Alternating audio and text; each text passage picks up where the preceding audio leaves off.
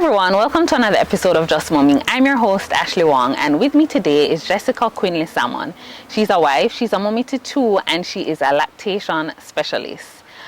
So today she'll be talking to us about why breast milk and breastfeeding is so amazing. We just want to start by saying, yes, we always hear breast is best, but as I've said in previous episodes, I truly believe that fed is best, because of course there may be circumstances where for whatever reason the mother cannot breastfeed or doesn't want to breastfeed or whatever the case may be. So we always like to say fed is best, right, Jessica? Exactly. Yeah. So it's like no anti-formula, no anti-bottles, but pro just mothers receiving support and care that they need during this time. Exactly. Yeah. So tell us what makes breast milk so amazing? Honestly, we could do like a whole year I of can content imagine. with this. Yes. Because that is something that we're told, right? Like the breast milk is amazing, give it to your baby, but that's as much education as I got as a mom. And so when I started studying and when I got to the chapter on breast milk composition, I couldn't stop reading and like rereading, going back through. And I think the two things that I'd want to point out is one thing called the Hamlet cells. Okay. And these things are cells that are found in breast milk that scientists are using to kill cancer cells as treatment for cancer, because so far it's attacked over 40 different types of cancers. It kills the cancerous cells in the tumors and it leaves the healthy cells alone. Wow. And so that's something that's in our breast milk that our babies get automatically, which is awesome. And then the next thing is called the entero-mammary pathway.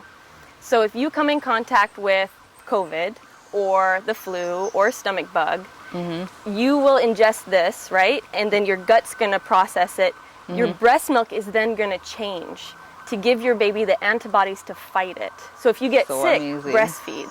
Yes. If you come across somebody who's sick, breastfeed. Yes. If you're producing milk, because it's gonna keep your kids healthier. Yes. And then the same goes when they get sick. When their saliva touches your nipple, it changes the chemical reactions within your milk and it boosts different vitamins, minerals that your baby might need. That is so amazing. Yeah. Because cool. I was saying it to you earlier that my friends and I saw something on Instagram where it pretty much said the same thing. So if your baby is sick, the composition of the breast milk will change to fight the illness. So they would even show that the color of the breast milk would change as well. That's just so amazing to me. Yeah. Wow. And so like both of my boys were preterm, right? Yes. And if you have premature babies, your breast milk is higher in fat because they usually need it. they're skinny and they're tiny and they need to pack on weight so that they can feed effectively. And so your breast milk already like knows all this stuff and is getting your babies ready to thrive. Wow. So it's really cool. Yes. All right, so after a mother gives birth, I know one of two things that readily comes to my mind that can happen in terms of difficulties. So they may have a difficulty where the latching is concerned, or maybe they're not producing enough milk, at first. Because I remember when I was in the hospital, when my daughter was born, I guess that happened to me. I suppose I wasn't producing enough breast milk, so they had to give her a little formula.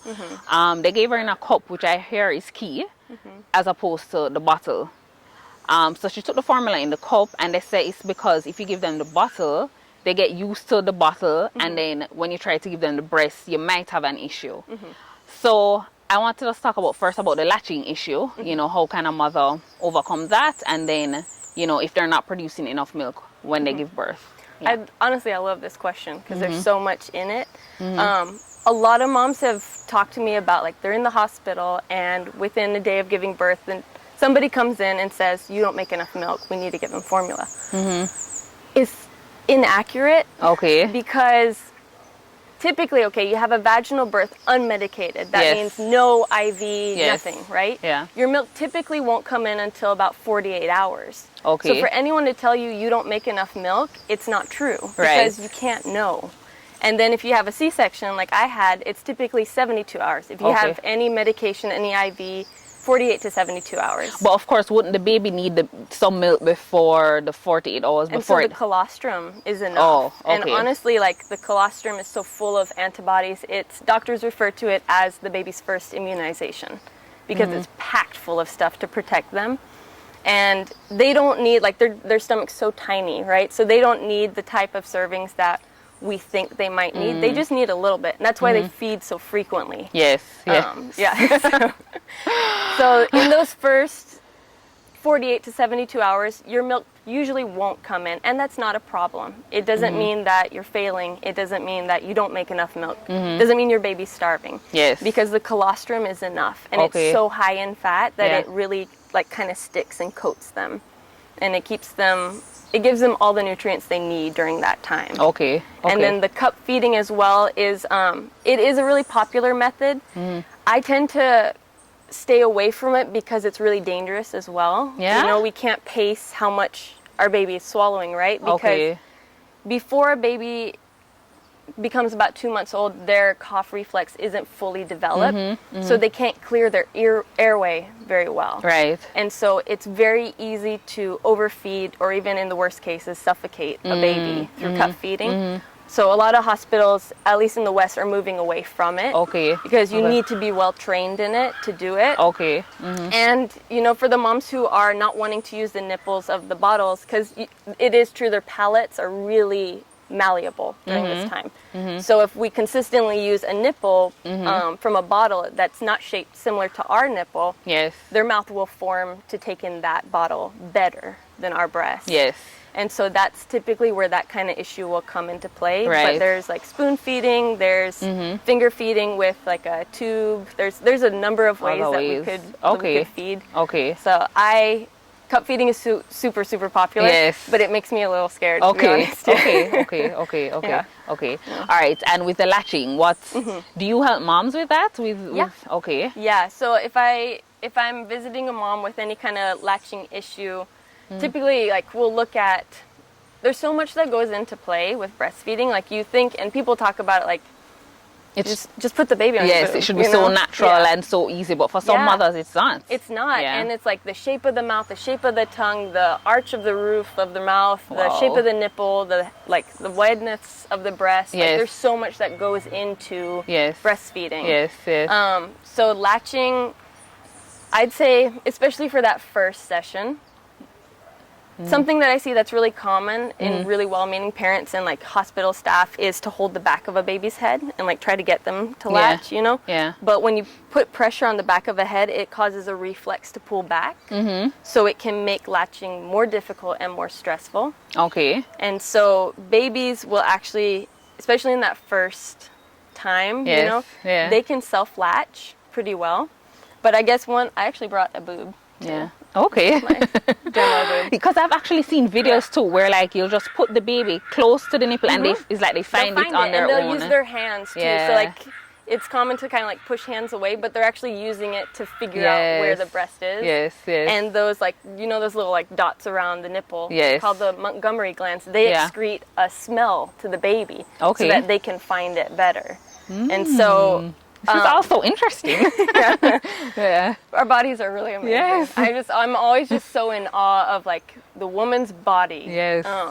And so one thing that you can do is just make your hand in like a C shape and then cup right outside the areola. So you don't want to cup the nipple. So cup the outside and kind of press down a little bit. And that creates a little bit more of like an easier shape for the baby to latch onto. Especially if you have like an inverted nipple or a flat nipple or anything like that. That could help. Okay.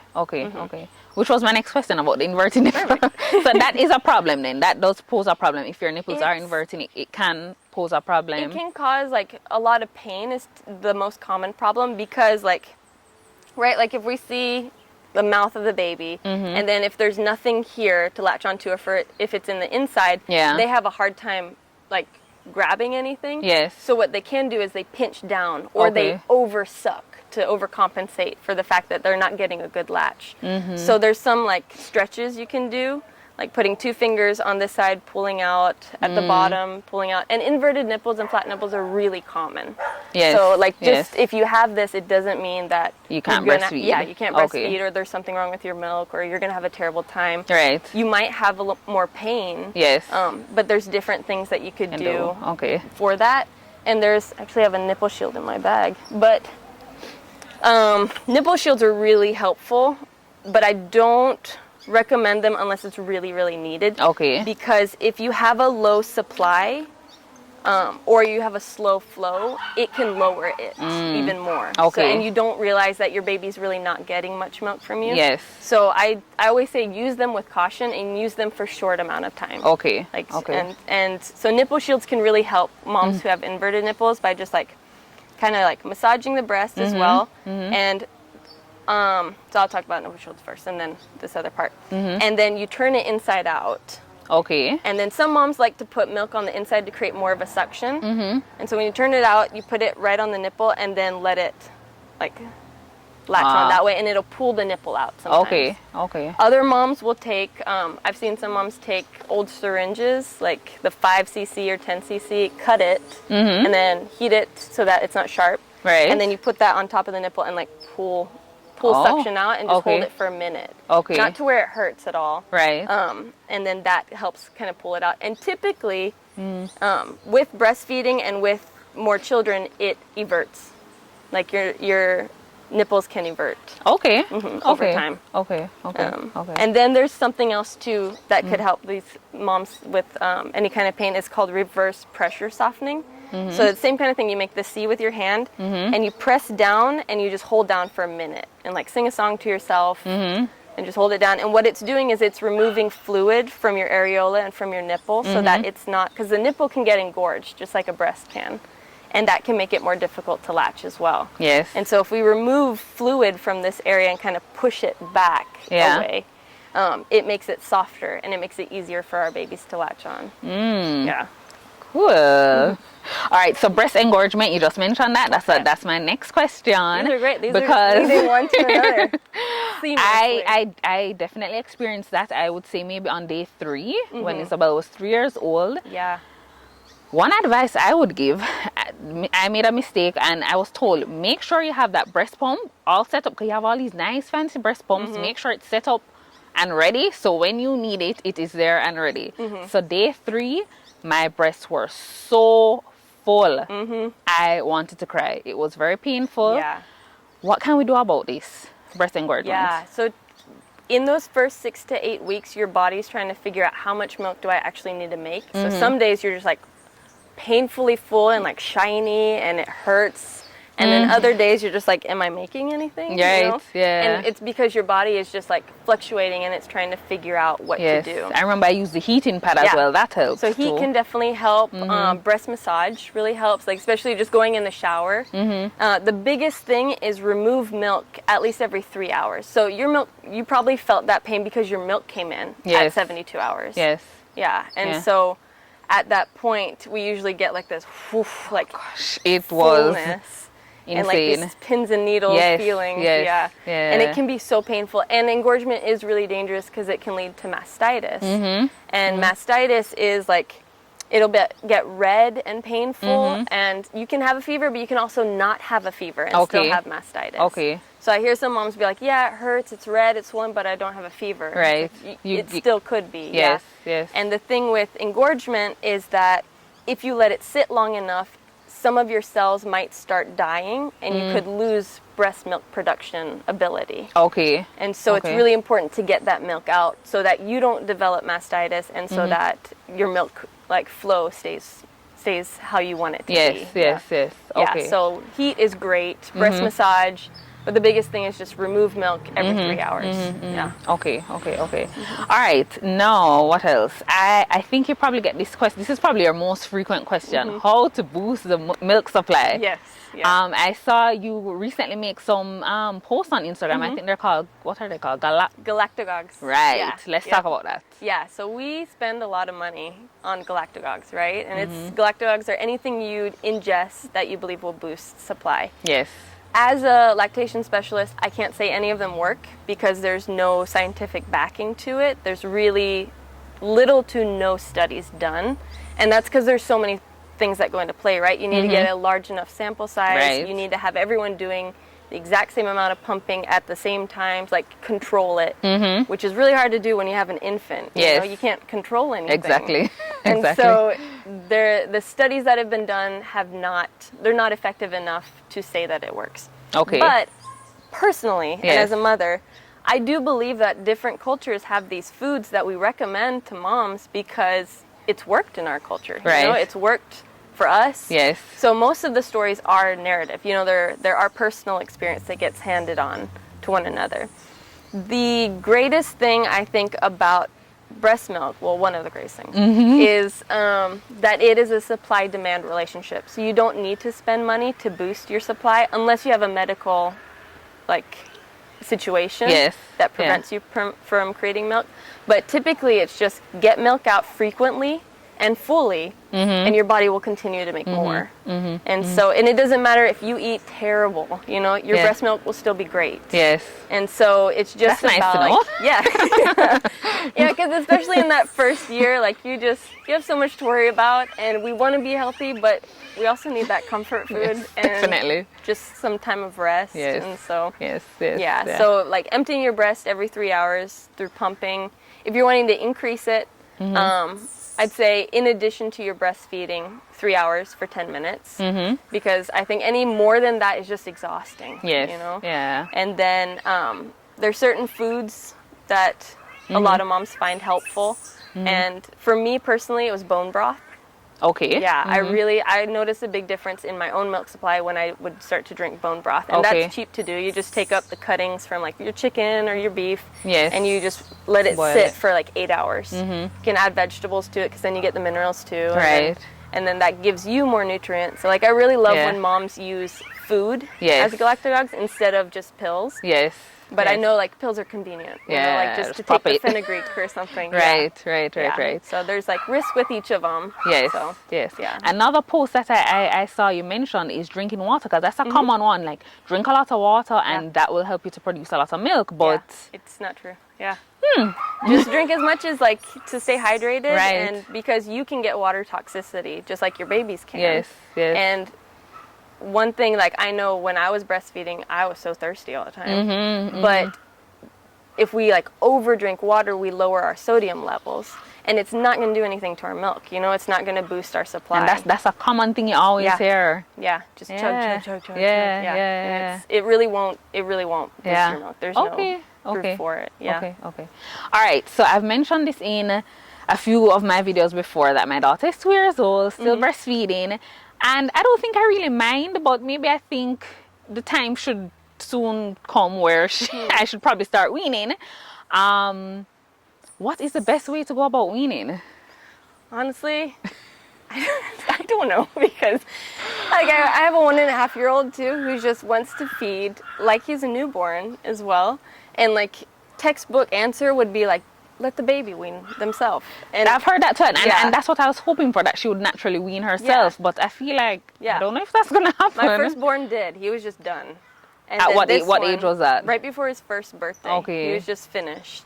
And then this one is just like the minute I wake up, if I'm sitting down, like if he falls, he always wants milk. And so my plan for him is just kind of like, I'll let him kind of lead the weaning, but I know a lot of moms who are like, that's not going to work for them. You know, like sometimes breastfeeding is great, but sometimes it's also miserable. And so I think we really, really, really need to take care of our moms. And so whatever they need, if they need like a quick wean, there's ways to do that. And if they want to do a slow wean, there's ways to do that. And so for me, I don't think that there's like, this is a bad way to wean, this is a good way. It's like, because I just really want moms to be supported and to feel cared for, because there's so much, you're just giving so much. Yes. And if we're healthy, our families are healthy. Yes. So these kids, like, moms need to be taken care of. Definitely, for sure. So if they want to wean at 6 months, like, ideally, whatever works best for you. Ideally, it's to a year, just because your kid's still getting, and you know, as you're weaning too, you could freeze, because you'll keep making milk for months on end. And you won't get engorged anymore. Right. But your body will still have milk, and you can still get that little bit out and freeze it for when they're sick, and then you can give that to them, because it'll still have all the antibodies and antibacterial properties in it. And so, because I thought I heard that like at a certain point, I don't know if it's 2 or whatever age, that there's not much nutritional benefit to them? Is there truth to that, or are they I mean, still... there's like the medicine of the milk that they will get, but as far as like a 2-year-old typically eats, right? Right, They're right. eating all their fruits, vegetables, meats, Right. hopefully. Yes, hopefully. Yeah, good sugars, good carbs. Yeah. They're usually getting their source of nutrients from something else.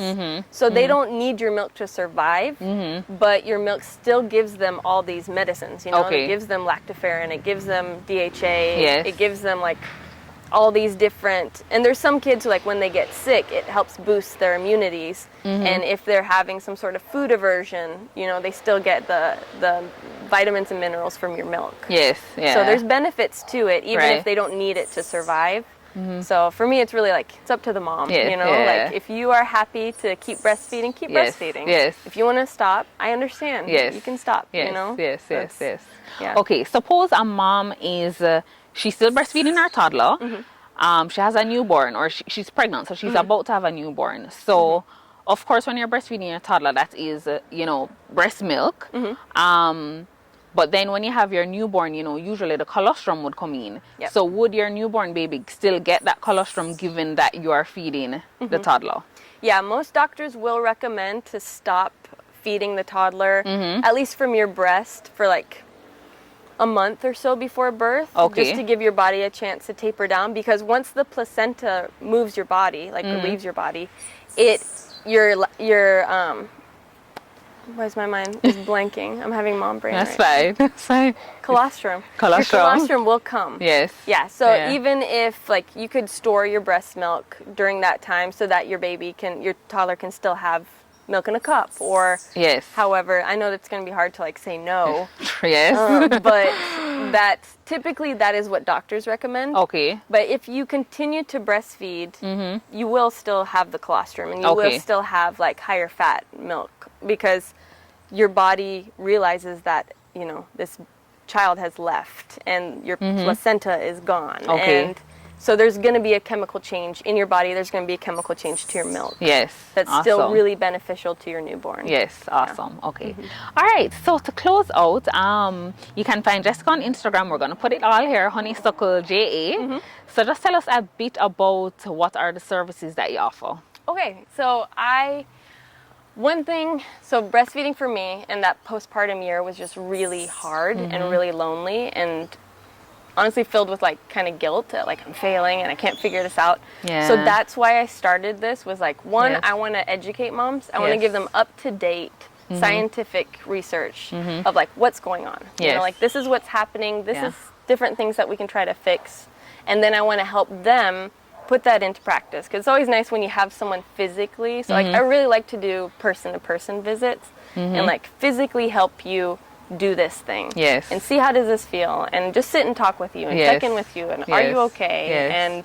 And then my biggest goal, I guess, in all of it is just to empower the moms so Yes. that they feel more confident in themselves as a mother and more confident in their breastfeeding, because breastfeeding is a big definition for us, especially in that first year.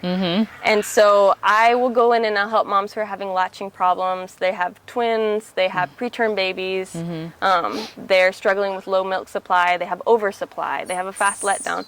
Any kind of issue that you're having, or if you're pregnant and you just want to know, like, how do you actually breastfeed? Like, what is actually true? Yes. And what is a myth, and what Yes. is actually a lie that I'm being told? Yeah. I can do those classes with them. Okay. And weaning and stuff. Yeah. Even though for me, honestly, it's just like, what do you want? Yes. Like, okay, let's come up with like a calendar, you know, Yeah. how to do this. And so anything breast related, anything like, I'm not a nutritionist, but I love food, and I love digging into like what foods are beneficial for me during this season. And so just coming up with like different meal plans that would be really good for you. Yes. Or so any kind of issue like that. One thing too that I'm really, really interested, I haven't had any experience personally, but is breastfeeding without birthing. So mothers who have adopted, who want to breastfeed, you can induce lactation. Yes. And you can make your body produce milk, even if you haven't been pregnant. And so Wow. working with them to Right. get milk to come in so that they can breastfeed their Yes. baby. Yes. Yeah, That's so amazing. Any issue, honestly, I'm here for them. Yes. And just want to help them succeed and Yes. feel confident in Yes. themselves. Yeah. I think that's it. Thank you so much, Jessica. I mean, Thank I you. think we've received a wealth of information. As I said, guys, you can check her out on Instagram. You can reach out to her. I'm sure she is more than willing to help. So thank you so much again, Jessica. This Thank was you for having awesome. me. I really appreciate you. Bye, everyone. I really hope you enjoyed that video. Please remember to like, share, subscribe, and don't forget to leave a comment as well. I really want to hear from you guys. Let's share, let's connect, let's build this Just Mommy community.